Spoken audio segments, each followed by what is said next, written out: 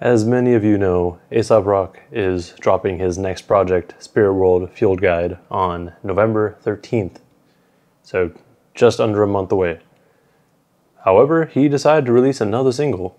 This time it is titled Pizza Alley, and you know what time it is.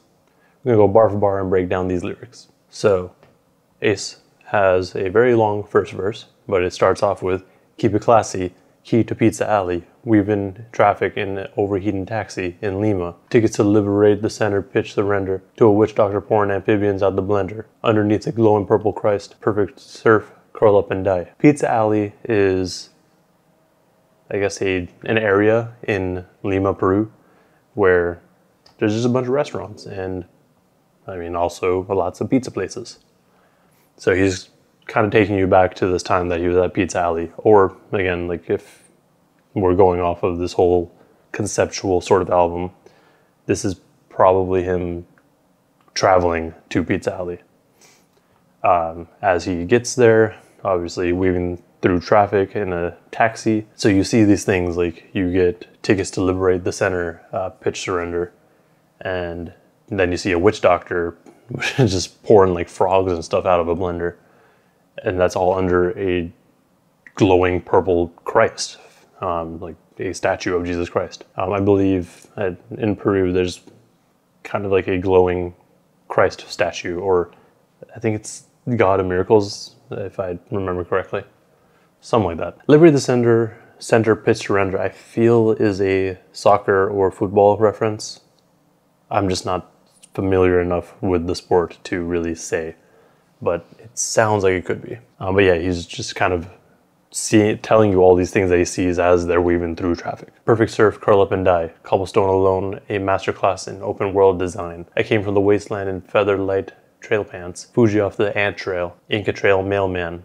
He's also continuing on what he says, like the perfect surf curls and dies.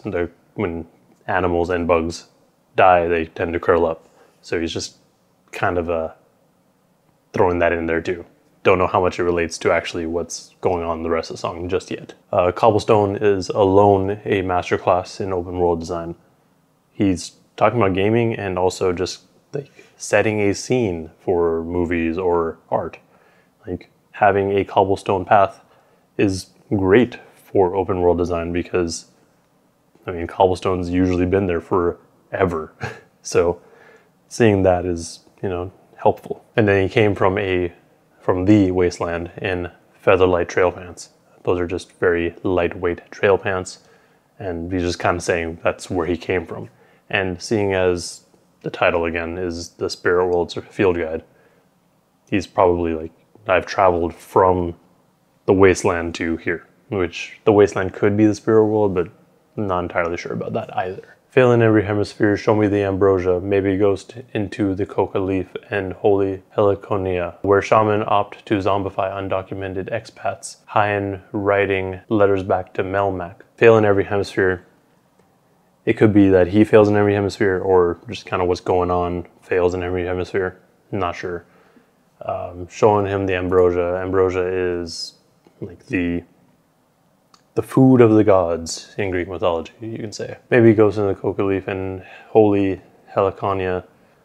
Coca leaves, I believe, are commonly found just in South America, I believe. I'm not sure. But the holy heliconia is I believe it's a flower from Greece. I think that's what it said. But he's kind of tying it back to the ambrosia line. The shamans, which it's just kind of relate to the witch doctors that he mentioned before. They're trying to bring back to life undocumented expats by whatever means. That's not necessarily just straight up they're dead and you're trying to bring them back to life. They're probably like suffering in some way, and they're trying to bring them peace, you could say. Because I can't pronounce that. I'm not even going to try now. But that plant is usually used in teas. So it could be used for alternative medicines as well.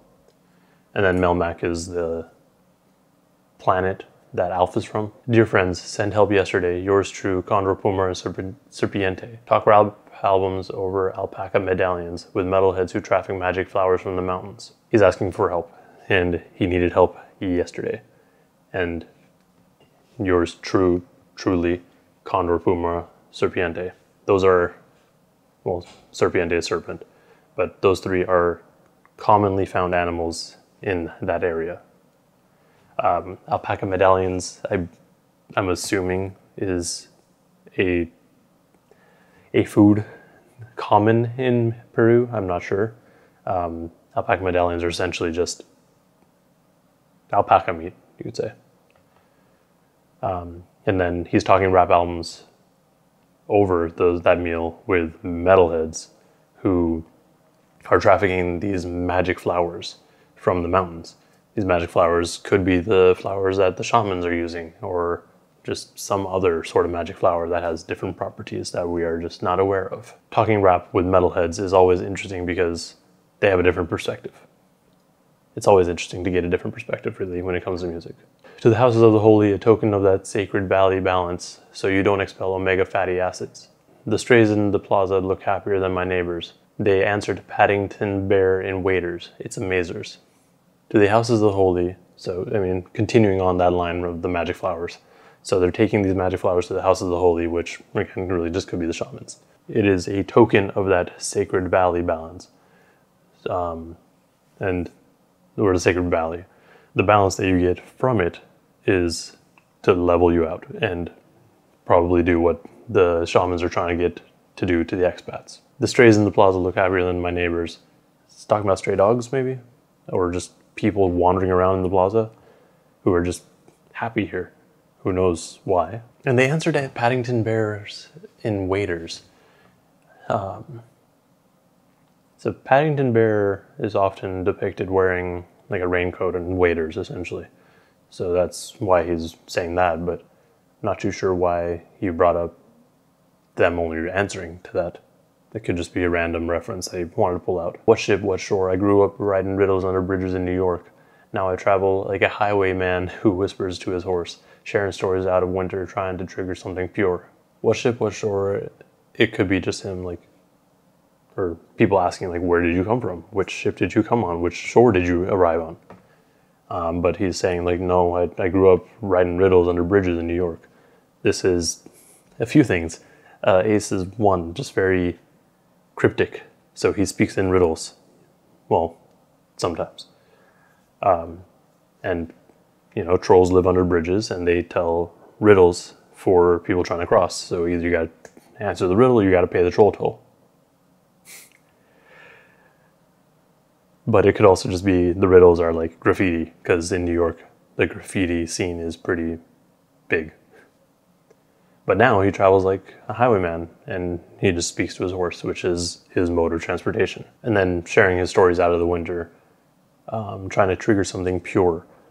If he is a highwayman on a horse, he could be traveling through during the winter time, and he's trying to tell his stories to get some sort of response, which really could be, which I mean, I really just took it as, yo, he just wants some help.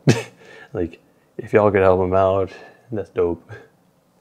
From dying on the vine to it's alive and invisible, to how'd I get this far without a bundle full of crystal skulls.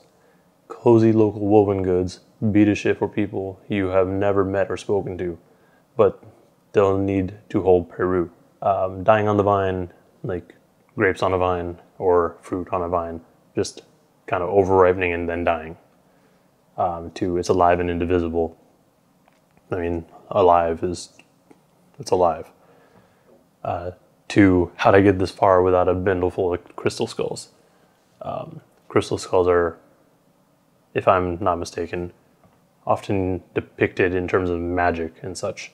So he's like, how did I even get here without these crystal skulls to help me get there? It could also be an Indiana Jones reference, maybe. And then the woven goods are, you know, textile sort of things. And then the beat a shit for people that you've never met or spoken to, but they'll need to hold Peru. Basically, when you go to these places, you bring back stuff for people you don't even really care about. You just bring it so that they feel good about themselves. Throw a couple logs on the fire. There's a chimney in San Blas where you can hear baby dayliner bouncing softly off the navy blue April showers, paper moon, run the light and beat the drum and smoke the dope and raid the tomb. Throw a couple logs on the fire, like on a bonfire or in a fireplace. And then he continues on that thought with, there's a chimney. So fires go through chimneys. And through a chimney in San Blas, you can hear Baby Dayliner, who was a singer. And it just kind of bounces off the navy blue, which either the sky or the water. Most likely the water, because, you know, otherwise you would say sky blue. Run the light and beat the drum. Like, it sounds like there's some sort of ceremony happening. Then smoke the dope and raid the tomb. That actually makes sense now, because if it is crystal skulls, if the crystal skulls are related to Indiana Jones, I mean, he's going to raid the tomb. This then goes into the chorus. Pay no mind of the bygones. Find him a strange hill to die on. Never let me die on a regular hill. Never let me die on a regular hill. Pay no mind of the bygones. Find him a strange hill to die on. Never let me die on a regular hill. And then he repeats it a few more times. Pay no mind to the passerbys. No one, like the people who have gone. Find him, and I think they're talking, like, he's speaking from a third person's point of view. So he's saying, tell him, which is Ace, or find him a hill, strange hill to die on. And then he's responding, don't let me die on a regular hill. Like, I mean, that just kind of goes into Ace's weirdness, I suppose. He doesn't want to die regularly, he wants to die a strange death. At this point, there's a beat switch, which is just ridiculous and unexpected from Ace, because he's not the type of person to do that. But anyways, we got it, and that was exciting. This then goes into the second verse. The local homie blow smoke on his wounds, and talk about the jungle like it's always in the room. New and shooting lumens out of a canoe into the ruins. Silly putty for some otherworldly woo-woo to influence. The local homie blow smoke on his wounds is in reference to, like, this, I guess, superstition or belief that if you blow smoke onto a wound, it will help heal it, or heal it quicker. I don't know if that's true or not. And he's also just talking about the jungle like it's always in the room. And, I mean, you're going to be talking about the jungle, like, if you're that close to it. New and shooting lumens out of the canoe into the ruins. This kind of carries on that theme of raiding the tomb, going through the ruins. New and shooting lumens, I'm just going to assume are flashlights. Like, they're shining flashlights out of the canoe to see where they're going. Ooh, it's a strange banquet. Not today's soupe. Rubber boots and tumbo juice and tarantula toupee. Canopy going ham over camp in a feuding biome. Os mutantes rowing the wrong way into the diode. A strange bouquet. I'm assuming they're going into the forest or the jungle. There's just a wide variety of stuff. Not today's soupe. Soupe is a god of death in, like, ancient Incan, or not even ancient, just Incan mythology. Then the rubber boots, tumbo juice, and tarantula toupee. I mean, those are things that are going to be done and seen in the jungle or forest or rainforest. Like, you're going to find a tarantula on the top of your head. Like, that's just regular. And then the canopy's going ham. Like, there's just so much happening. Like, I mean, you don't really notice it or even know of it until you're in the forest itself. Like, there's so many animals just living in this biome that you've never really seen. And it's a feuding biome because we're not necessarily the things living in it, but the outside influence from humanity. Like, humans are pushing further in to the rainforests. Because rowing the wrong way into the diode carries current. Maybe they're just, like, rowing against the current. Fry the banana heart of palm ribbons. Fish from the river, sauces made of citrus. On a screen porch, pimpled after dark with frogs and lizards. When high as hell, they might as well be Mothras and Godzillas. It's awesome. He's on the porch. Porches will have a screen, especially in this sort of climate, because you don't want the bugs just biting you all day. So on the screen, he sees frogs and lizards and just bugs in general. And when he is high as hell, he's thinking that it's just Godzilla and Mothra and shit. Peer into the spirit quest spellbound, 3-1 machete yelling back into the hell mouth. You hit the labyrinth, an ambassador of peace and love. You might return with the root of your superego plunged. If I'm not mistaken, I mean, spirit quest could, I mean, you can relate spirit quest to magic. At least that's what it seems like he's kind of creating here, like some sort of magical thing. I'm not entirely sure about that though. Hitting the labyrinth as an ambassador and leaving with your superego plunged. You approach this labyrinth or maze or whatever you're getting yourself into with peace and love, but once you go through it, your whatever is the root of your superego is going to be plucked and removed. Then there's a different chorus. The river boils when it sees me. The river boils when it sees me. The river boils when it sees me. The river boils when it sees me. I think this is kind of continuing the same sort of thing as from the gates. Like it could be approaching the gates of hell. The river boiling could, I guess, signify him going into hell because hell is hot. And if there is water, it will be boiling. It could also just be the river Styx, which I always imagined as very hot as well. This then goes into the third verse. Electric eels killed 2 of my best friends, said the local to the gringo, then dove into the pirogue in a cloud of smoky mapacho. Electric eels killed 2 of my best friends is what the locals are telling him. They're like, yo, it's not safe out there, basically kind of as a warning. And then the local, or maybe he's actually just saying that because he's like, yo, I'm gonna go kill him. Because then he dives off of the pirogue, which is a canoe of sorts. And in a cloud of smoky mapacho, I believe that's just a tobacco found there. They boat in from Liquidos, mosquitoes off the wall of the Amazonian ethos, off to bounce a light off any hairy eyeball in the basin, wild pig, owl, baby caiman. Liquidos is a port city in Peru. And then there's just mosquitoes everywhere. Off to bounce a light off of any hairy eyeball in the basin. I'm not too sure about that. The only thing I can really think of is like the reflection of eyes when you flash a light at it. That's all I got though. Coral snakes that drape down from the timbers, like the 6 figures of Satan.